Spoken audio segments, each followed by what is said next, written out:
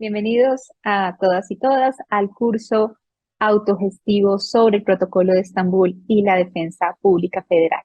Les saludamos desde la Escuela Federal de Formación Judicial.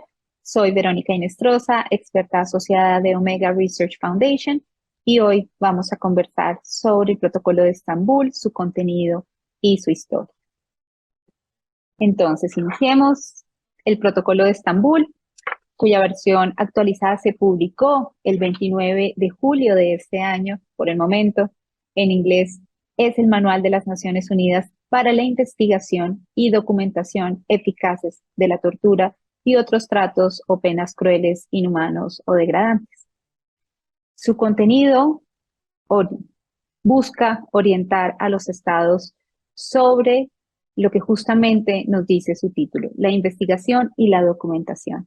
Y lo hace desde dos áreas principales, el derecho y la ciencia, en este caso la ciencia médica y psicológica. Su contenido está dividido en 8 capítulos y 4 anexos que vamos a ver en más detalle y desarrollan los principios de Estambul. Los principios de Estambul son 6 compromisos de los estados para cumplir con los objetivos de la investigación y la documentación de la tortura a nivel doméstico. Y estos principios están contenidos en 2 resoluciones de Naciones Unidas, ambas aprobadas en el año 2000.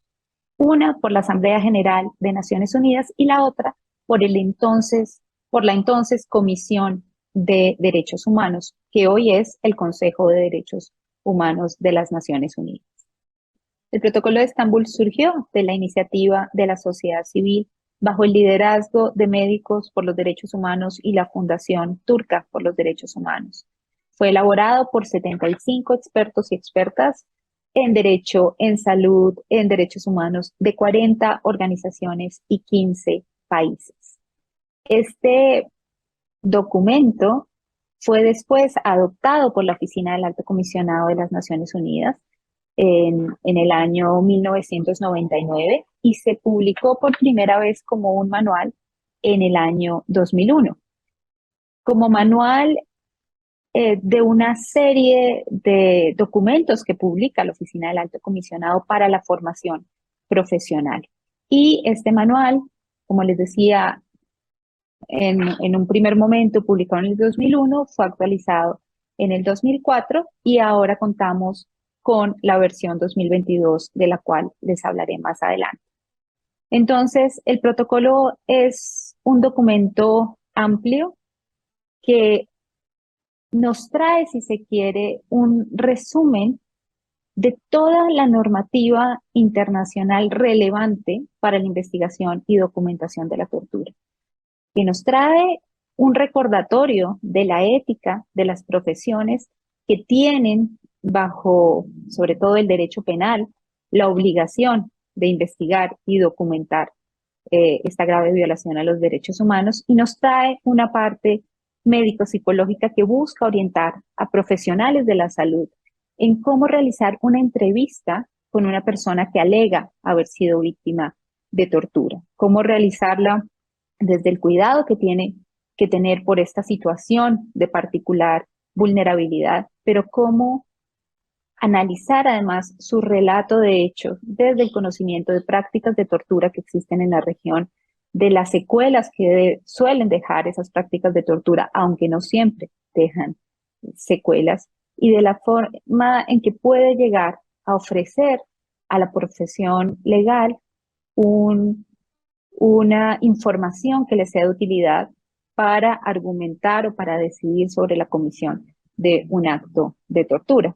Esta parte médico-psicológica es muy importante porque lo que busca es ofrecer un sustento científico al relato de hechos de una persona que suele no tener testigos que corroboren su versión. Sin embargo, no es el único tipo de evidencia sobre posible tortura y en ningún caso debe tomarse como la última o como la única prueba. Ahí tenemos que recordar que en el caso de graves violaciones a los derechos humanos, la carga de la prueba recae en el Estado. Recae en el Estado para comprobar que ha actuado de manera legítima, que sus actuaciones han sido legales.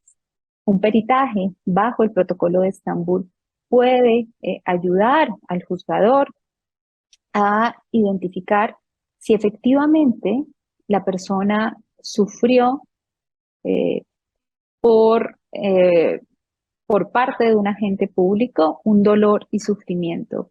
Y vamos a ver en más detalle la definición de la tortura. Digamos que lo que busca el manual es orientar a los profesionales de la salud en ese sentido, en cómo identificar ese dolor y sufrimiento, cuando es posible identificarlo, de nuevo no siempre es posible, y cómo presentar en un lenguaje claro esta información a los profesionales legales para que puedan avanzar entonces con la investigación y sanción de la tortura. El protocolo de Estambul además es muy útil para la sociedad civil para que pueda hacer seguimiento a la forma en que se investiga y se documenta la tortura. Trae paso a paso cómo debe ser esa investigación y esa documentación, de nuevo desde estas diferentes áreas del conocimiento. Eh, el protocolo de Estambul ha cobrado mucha importancia en sus poco más de 20 años de existencia, y esta relevancia se ve reflejada en la recomendación de múltiples instancias internacionales para que se forme tanto a jueces como a fiscales, como a defensores, como a peritos, no solo oficiales, sino peritos independientes en el contenido del protocolo de Estambul, y ha sido una recomendación, si se quiere, sostenida de órganos de Tratado de Naciones Unidas a los estados para que puedan avanzar con el cumplimiento de sus obligaciones.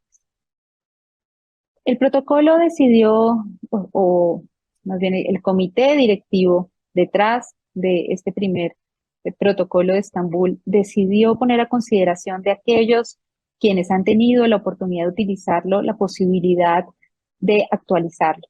Y para eso, pues se hicieron distintas reuniones alrededor del mundo, una de ellas en Ciudad de México en 2016, en que se evaluó la necesidad, la pertinencia de actualizar ese conocimiento ya recabado en la primera versión. Se llevaron a cabo varias encuestas, al menos a 200 usuarios del protocolo, también para identificar qué inconvenientes se habían presentado hasta el momento y qué lecciones se habían aprendido hasta el momento sobre su implementación.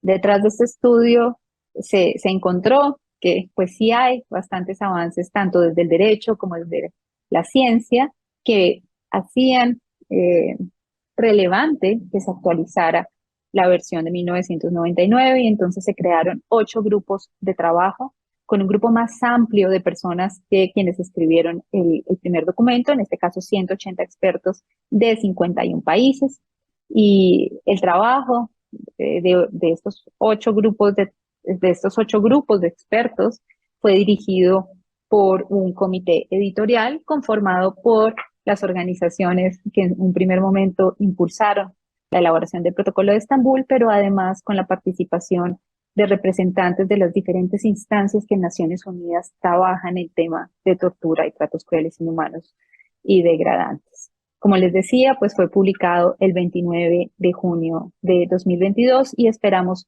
que su versión en español esté disponible pronto.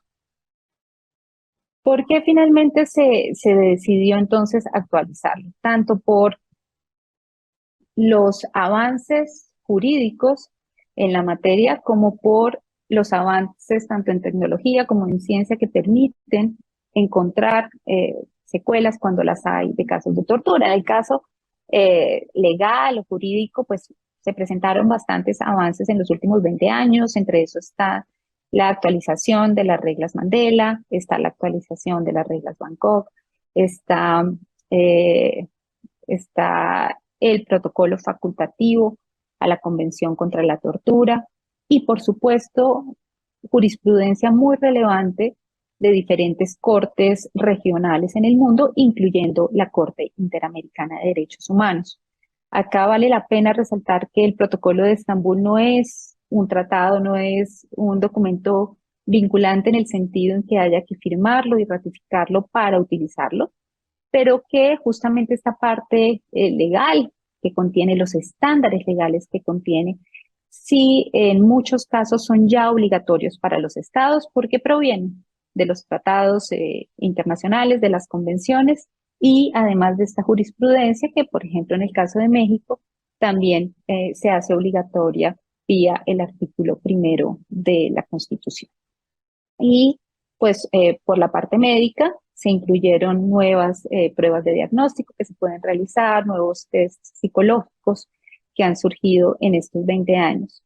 Y se buscó ser mucho más claro en temas que se malentendieron en algunos contextos y que llevaron a que el protocolo fuera en algunos casos utilizado en contra de las víctimas en lugar de utilizarse como se buscaba que fuera utilizado, y es para apoyar justamente la investigación y documentación y facilitar el acceso de las víctimas de tortura a la justicia, porque sabemos que hay un desafío muy importante cuando los perpetradores de un crimen son agentes del Estado. Y es mucho más difícil para una víctima poder enfrentarse al aparato estatal que de una u otra manera puede estar encubriendo a ese agente y adelantar o avanzar con su caso. Entonces, de nuevo, el protocolo lo que busca es facilitar ese proceso y en los casos en que es necesario,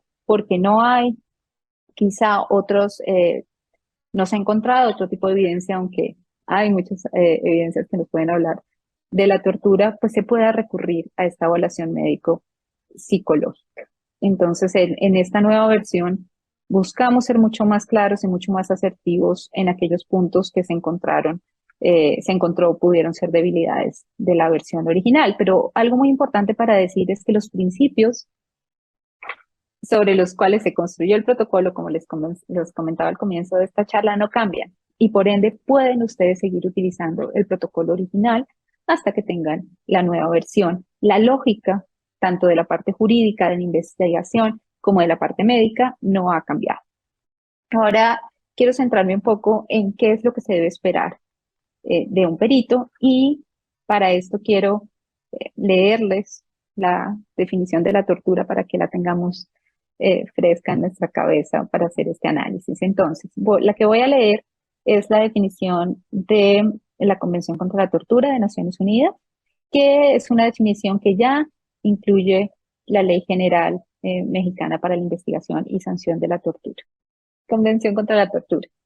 Todo acto por el cual se inflija intencionalmente, primer elemento, a una persona dolores o sufrimientos graves, ya sean físicos o mentales, segundo elemento, y ahí tengan presente que el elemento de gravedad no está en la norma mexicana, como tampoco lo está en la Convención Interamericana sobre la materia.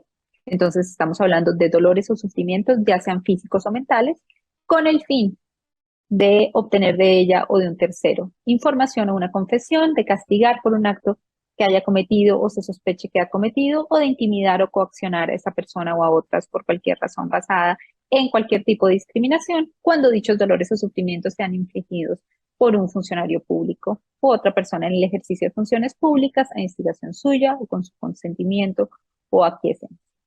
Entonces, el fin es el tercer elemento y el funcionario público es el cuarto elemento. ¿De qué nos puede hablar un profesional de la salud? Y aquí quiero decir que en la nueva versión del Protocolo de Estambul somos muy claros en que estamos hablando de profesionales de la salud en general, no tiene que ser un perito forense, y además puede ser un profesional de la salud independiente que no pertenezca a una institución estatal. ¿De qué nos puede hablar un profesional de la salud? De lo que es su experiencia, el dolor y el sufrimiento. Entonces, es para ese elemento que un peritaje bajo el Protocolo de Estambul puede ser útil a la defensa, a la fiscalía, a jueces y juezas. Pero no siempre es necesario que un profesional de la salud nos diga que ese dolor o sufrimiento existió. Pueden existir otro tipo de evidencias, de material probatorio, como por ejemplo un video, testigos, la persona misma que llega frente a un juzgador o tiene una entrevista con su defensor con lesiones aparentes. Y en el sitio donde se comete el acto se puede encontrar diferentes tipos de evidencia, como material biológico, por ejemplo, y todas aquellas pruebas que se buscan y documentar, que se busca recoger para otros crímenes. Entonces no hay que casarse con la idea de que necesitamos que un médico o un profesional de la salud sea el único que nos hable de dolor y sufrimiento y que sin ese peritaje no se puede conocer. Los juzgadores acuden a peritos cuando les puedes dar un conocimiento que de otra manera no tendrían. Pero, de nuevo, hay escenarios y hay pruebas que hacen obvio que ese dolor y sufrimiento tuvo lugar. El dolor y sufrimiento que se busca identificar es el que tiene lugar en ese momento, cuando se comete el acto de tortura buscando el fin específico. No es el que queda para presente por muchos años, no es el que deja necesariamente lesiones, no es el que deja un trauma psicológico necesariamente. Puede que eso se dé, puede que eso exista y mediante un dictamen bajo el protocolo de Estambul eso se puede rastrear cuando cuando han quedado secuelas, pero no siempre quedan secuelas. Y eso no quiere decir que ese dolor y sufrimiento de este momento en que tiene lugar la tortura no se haya presentado. Entonces, lo que buscamos en un peritaje de profesionales de la salud es que nos pueda decir si efectivamente mediante la escucha, a través de la entrevista, mediante la escucha de la narrativa de hechos de la persona y la elaboración, la conducción de exámenes, de revisiones físicas y psicológicas, encuentra que hay una concordancia. Y si encuentra que hay una concordancia, esa concordancia nos dice entonces que esta persona experimentó un dolor y sufrimiento que pudo haber sido causado como nos dice que le sucedió. Pero si no encuentra secuelas, no nos dice que no haya habido tortura.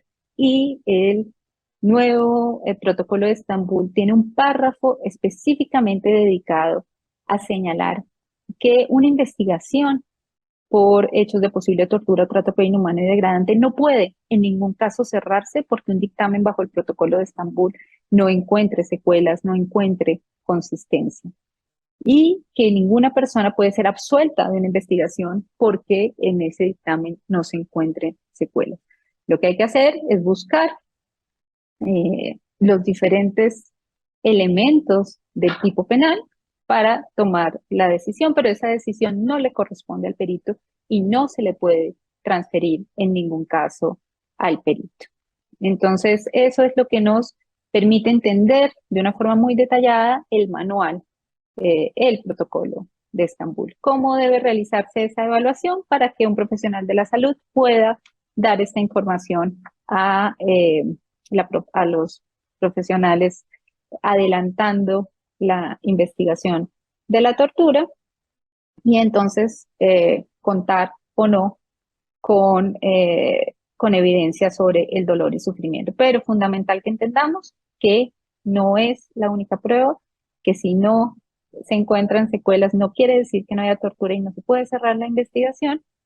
Y también fundamental entender que hay que ser muy proactivos en la identificación y búsqueda de sanción de la tortura. Es una responsabilidad que todos los actores del sistema penal tienen y que no pueden delegar en otros. La decisión final está siempre en el juzgado.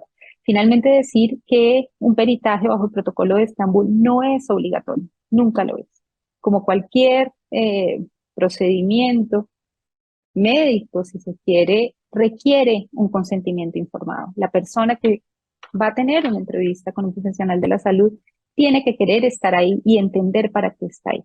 Entonces, no se puede exigir como una prueba que una persona adelante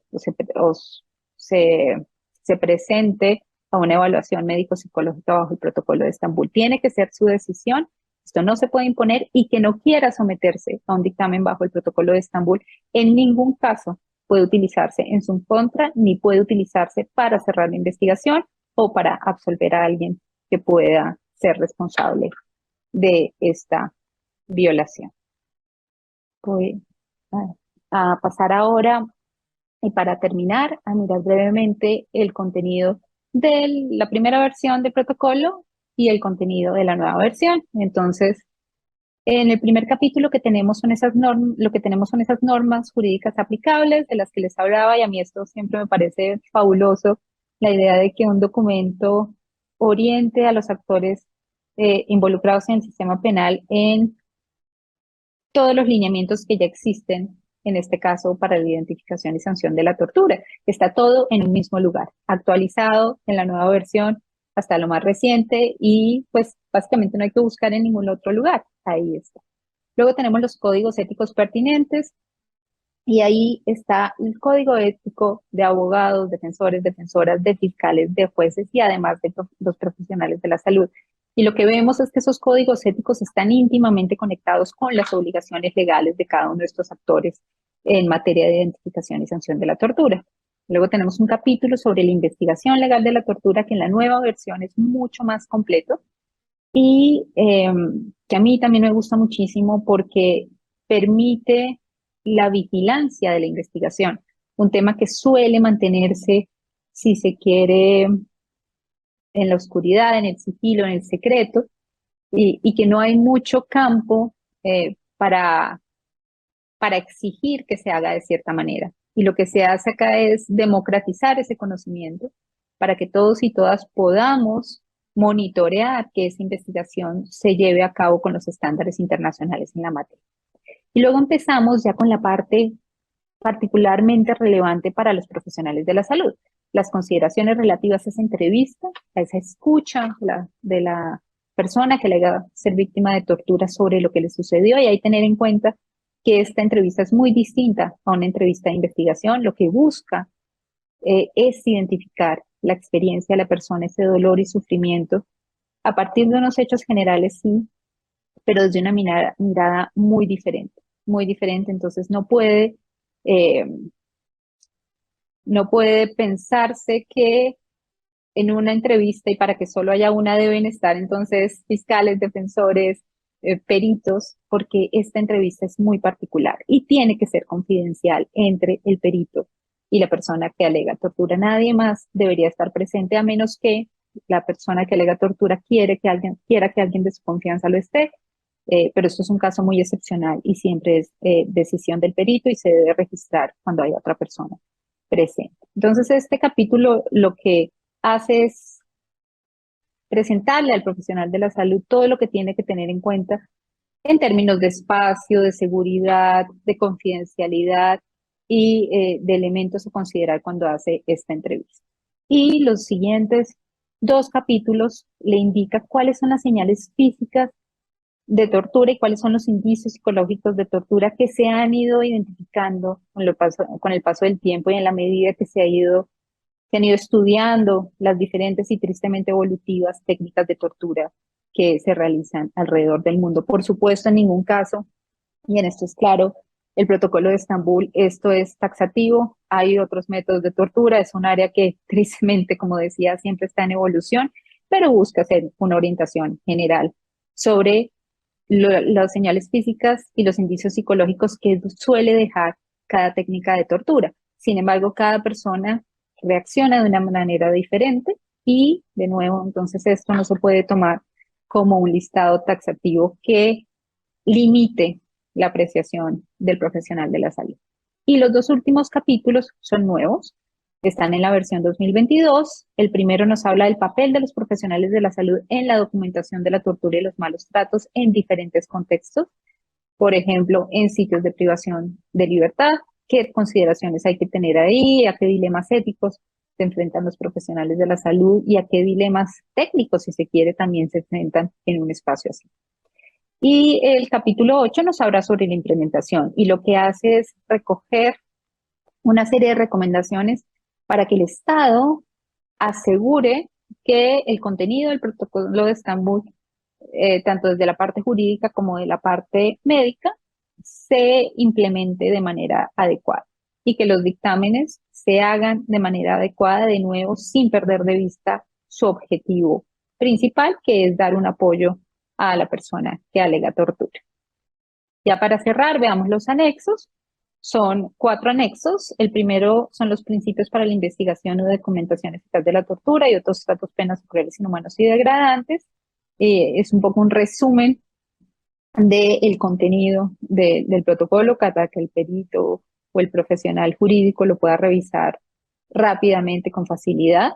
Luego están las directrices para documentar la tortura y los tratos eh, los malos tratos a niños y niñas. Esta es una parte dedicada exclusivamente a la niñez. Y el anexo 3 son los dibujos anatómicos en los cuales también hay cambios, hay muchas más diagramas que permiten en las diferentes partes del cuerpo que el profesional de la salud, pero yo también invito a jueces, a defensores a utilizarlos, dibujar donde la persona narra que sintió dolor o sufrimiento, donde tiene lesión. Y el anexo 4 son las directrices para la evaluación médica de la tortura, y esto es un poco una guía sobre los diferentes elementos que debería incluir el dictamen bajo el protocolo de Estambul, y es particularmente útil cuando un juez, un defensor, va a revisar si este dictamen cumple, ¿no?, con lo que se le pide desde el protocolo de Estambul. Vamos a compartir acá. Para cerrar, simplemente decir que este es un documento que le compete a todas las personas involucradas en la investigación y documentación de la tortura, que defensores y defensoras juegan un papel fundamental en conocer el protocolo para poder identificar y orientar mejor a las personas que representan, y que, por supuesto, personas juzgadoras tienen un rol máximo en asegurarse que toda persona que es presentada frente a ustedes ha sido tratada con dignidad, con respeto, que le ha sido respetada su integridad física y mental, y que está frente a ustedes, ha sido traída frente a ustedes mediante unas diligencias o un operativo legal, legítimo, y que ustedes tienen la obligación ex oficio de identificar tortura y de indagar sobre ellas para garantizar de nuevo que están frente a un proceso que tiene bases legítimas y legales, y que es fundamental que lo conozcan, porque la decisión final está en ustedes. De nuevo, no se puede delegar a peritos y peritas. Entonces, yo les invito a ser muy proactivos en la identificación de la tortura. Es fundamental para el debido proceso y para la garantía de un juicio justo. Muchas gracias.